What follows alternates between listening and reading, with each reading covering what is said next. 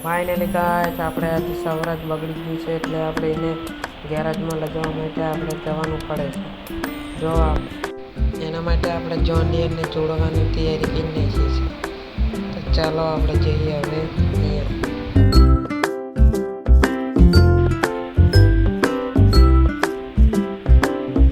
રોડે તો સડી ગયા છે જે તો બે દીધી છે એવું લાગે છે.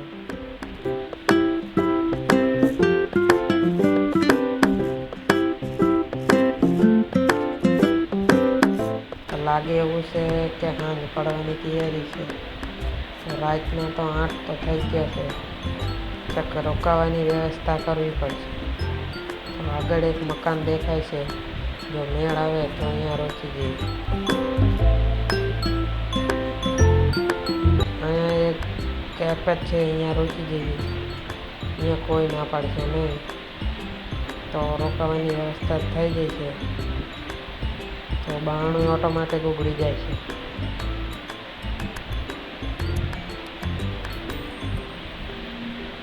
ટ્રેક્ટર ઉપર ચડી ગઈ છે.